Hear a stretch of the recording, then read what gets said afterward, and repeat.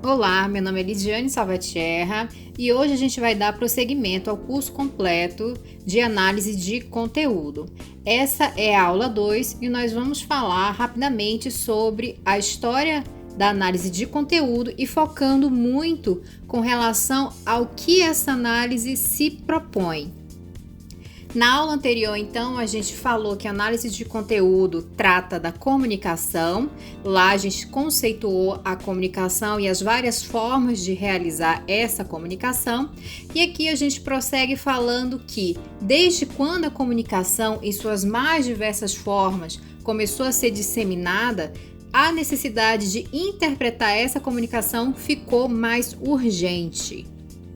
A interpretação ela permite a compreensão de uma comunicação e ajuda a realizar o entendimento da essência daquela comunicação, ou seja, daquela informação que está sendo passada.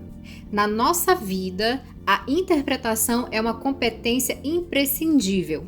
E quando a gente parte para as ciências, ou seja, a utilização da interpretação na comunicação de uma forma científica, é exigido que a gente utilize métodos padronizados. Assim, nas ciências, a interpretação necessita de ferramentas científicas que possam ser utilizadas para realizar a interpretação de forma imparcial.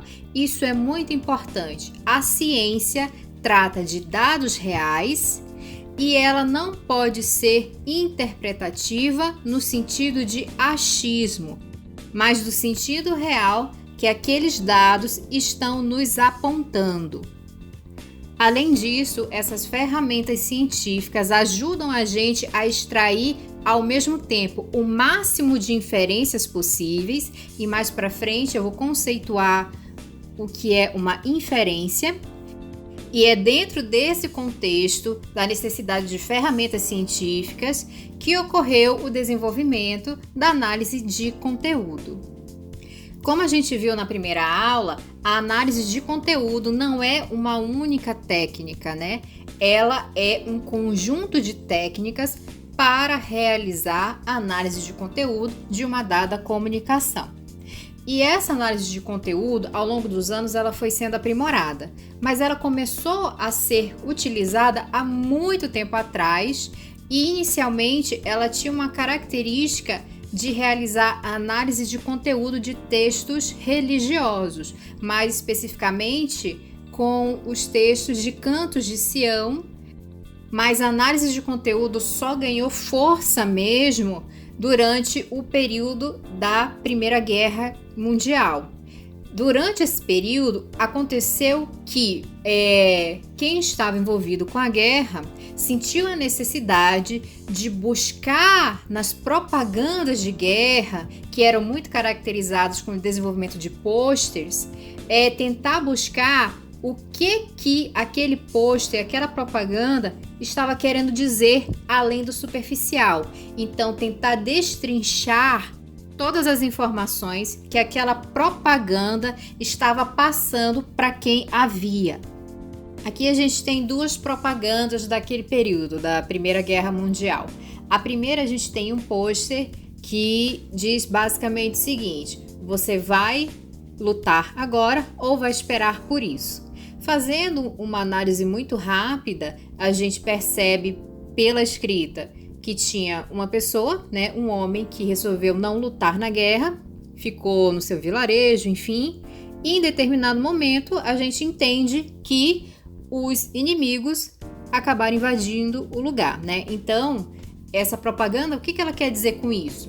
Que se essa pessoa não se colocar à disposição e não lutar, ela vai acabar sendo vítima, né? Ela vai acabar sofrendo nas mãos dos inimigos. Então, qual é a primeira impressão que a gente tem com relação a essa propaganda?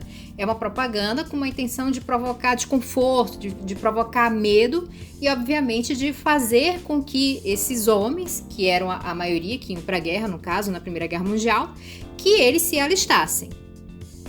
E do outro, a gente tem o pôster de um cachorro, né? Na Primeira Guerra, a gente sabe que os cachorros foram utilizados para cortarem os campos mais rápido, levando principalmente medicamentos, né? e também basicamente para procurar soldados caídos, né? Então eles conseguiam fazer uma identificação da presença de sangue, né? Eles conseguiam identificar se aquele soldado caído ele estava respirando ou não, e diz que ele conseguia retirar o chapéu e levar para o oficial médico. E aí ele conseguia indicar que existia, lá naquele campo de batalha mais afastado, existia um soldado caído que precisava de atenção médica. E a gente tem, então, escrito nessa propaganda, a gente tem assim: até os cachorros se alistaram, por que você não? Então aqui a gente tem um primeiro significado com uma intenção de provocar talvez vergonha, né, naquele homem que não se alistou. Então, olha, o cachorro, e aí a gente já tem outras coisas, né? O cachorro sendo colocado como inferior ao homem, né? Então até o cachorro se alistou, mas você não. E também uma intencionalidade de provocar um sentimento naquele leitor, naquele homem que não se alistou, de que ele não está fazendo nada pelo seu país, né? Se a gente olhar um pouco atrás dessa propaganda, o que tem lá atrás? A gente tem uma cidade em chamas, né? Então tudo isso serviu e serve inclusive até hoje para a gente fazer uma análise da significação dessa propaganda em vários níveis, tá? Então lá no começo da utilização massiva da análise de conteúdo, que obviamente segue até hoje, a gente teve um início com a discussão com relação às propagandas de guerras, né? Então, o que o movimento nazista com essas propagandas queria dizer? Qual era a intenção? Como é que o outro lado rebatia através das propagandas? Então, isso é muito interessante. Hoje, a análise de conteúdo, ela tem uma aplicação em todas as áreas, a gente vai ver isso mais para frente com alguns exemplos. Qualquer texto, por mais simples que seja, pode esconder várias simbologias, sentidos, posicionamentos, polêmicas, motivos e muito mais, e tudo isso pode ser inferido através da análise de conteúdo. E a gente volta a falar do porquê utilizar a análise de conteúdo, por ela ser uma ferramenta cientificamente validada para a gente fazer esse tipo de inferências, né? Então, caso contrário, caso as ferramentas utilizadas para realizar essas inferências não sejam baseadas em fundamentos metodológicos científicos, o resultado do seu trabalho poderá ser apenas uma interpretação unilateral, e aí a gente volta no que a gente falou anteriormente, na parte do achismo, né? Tendenciosa e não passível de validação.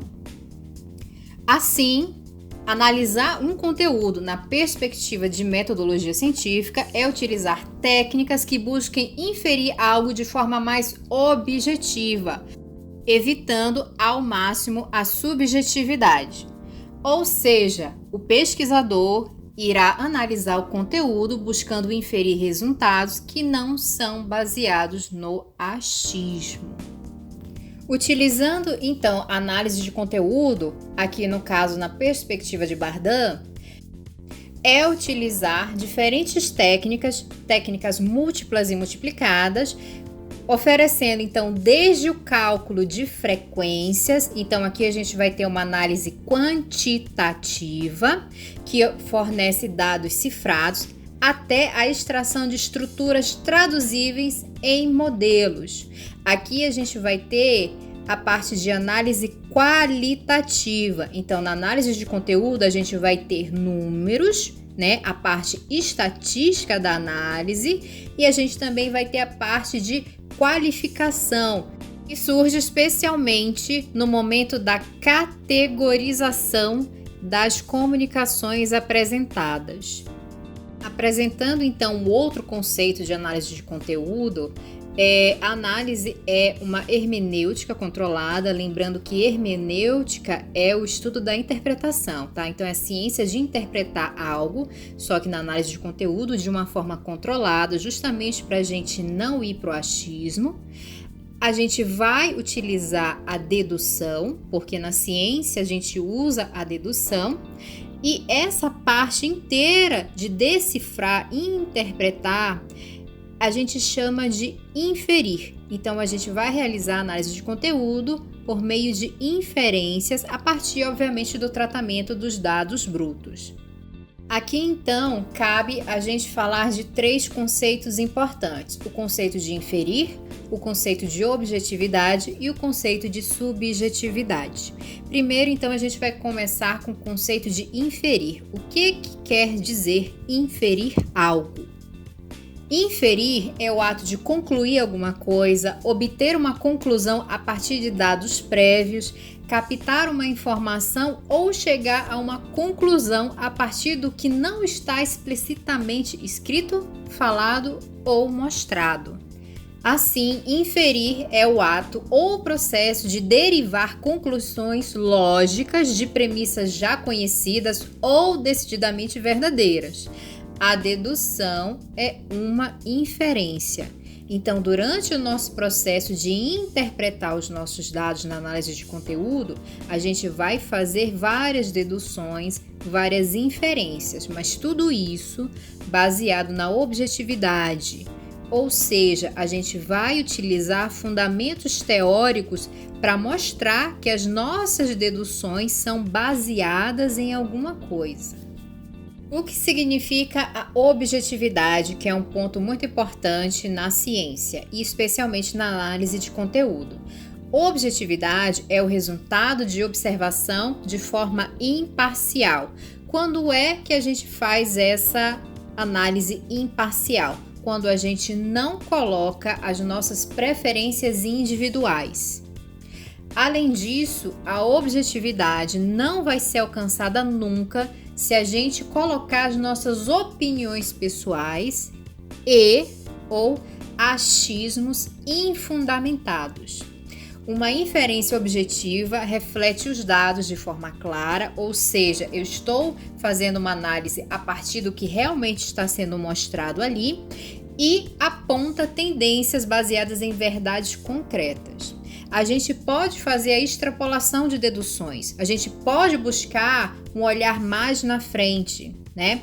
Só que essas extrapolações, elas vão precisar sempre serem fundamentadas. E o que é a subjetividade, que é o que a gente vai tentar evitar ao máximo durante a análise de conteúdo? É a observação parcial. E ela costuma ser representada pelas opiniões e tendências pessoais. Todos nós, enquanto pessoas, nós temos as nossas opiniões, as nossas tendências, os nossos pensamentos. Quando nós somos também pesquisadores, a gente precisa fazer uma distinção muito grande com relação a isso. Eu, pessoa, eu tenho um posicionamento. Eu, pesquisadora, eu preciso me ater aos dados, tá? Então, eu nunca posso fazer uma análise de conteúdo buscando inferir algo que seja meu. Então, que seja da minha opinião. Se aquele dado está mostrando uma coisa diferente da minha opinião, eu preciso colocar ela de forma clara. Então, eu preciso transparecer o que aquela informação, o que aquele resultado realmente está mostrando, e nunca baseado no que eu acho. Se eu for utilizar, então, uma inferência subjetiva, eu vou estar olhando os meus dados de forma unilateral, ou seja, só por uma dimensão, um único foco e de uma forma particular. E isso vai apontar tendências baseadas em verdades individuais e relativas, tá? A análise de conteúdo, ela busca fazer uma amostragem, fazer um corte de uma comunicação, de alguma coisa assim, e a gente vai tentar sempre generalizar o que a gente achou. Então, se a gente buscar opiniões sobre um tema, a gente dificilmente vai conseguir observar todas as opiniões, porque a gente não tem tempo para isso, a gente não tem como conseguir todas essas opiniões, mas a gente vai fazer um corte, então a gente vai olhar apenas uma amostragem. E essa minha amostragem tem que ser analisada de forma objetiva, para que eu realmente possa chegar a um dado real, a uma inferência real e que possa ser extrapolada para todas as outras opiniões que eu não consegui captar. Aqui, então, a gente tem, didaticamente, 2 exemplos do que é uma coisa objetiva e do que é uma coisa subjetiva. Então, aqui a gente tem na parte objetiva, duas pessoas olhando a quantidade de talvez frutas ali em cima de uma bandeja. As duas pessoas contam e elas percebem que o número é igual a 4. Então, é objetivo. Ninguém achou nada, foi baseada numa contagem. No outro lado, a gente já tem uma representação do que é uma coisa subjetiva. Então, a gente tem um bolo ali, uma pessoa gosta do bolo e outra pessoa não gosta do bolo. Qual é a verdade ali? Naquele ponto, a gente não tem nenhum dado que é verdade ou que é mentira, porque a gente está tratando, primeiro, de uma amostragem muito baixa, né? Se o objetivo da pesquisa é saber, por exemplo, se a maioria das pessoas gostam ou não de bolo, aqui a gente já não poderia inferir nada, porque a gente só tem o número de 2 e é muito pouco. A gente vai tratar mais para frente com relação ao número de amostragem. E aqui o que a gente tem, na verdade, é uma preferência pessoal, né? Então, uma pessoa gosta e outra pessoa não gosta, tá? Se a gente for tratar os nossos dados dessa forma, eu gostei desse dado, eu não gostei desse dado, eu gostei dessa opinião, não gostei dessa opinião, eu acho que essa informação me diz isso, eu acho que essa informação não me diz isso, a gente nunca vai conseguir chegar em um dado que seja próximo da realidade, tá? Com isso, a gente termina a aula 2 do curso completo de análise de conteúdo e na próxima aula, a aula 3, a gente vai falar então das tendências que devem ser evitadas na análise de conteúdo, tá? Então, essas tendências, o que a gente deve evitar para fazer uma análise de conteúdo de forma correta, a gente vai apresentar isso na aula 3. Então, eu espero que vocês tenham gostado. Curta, comente, compartilhe e até a próxima aula.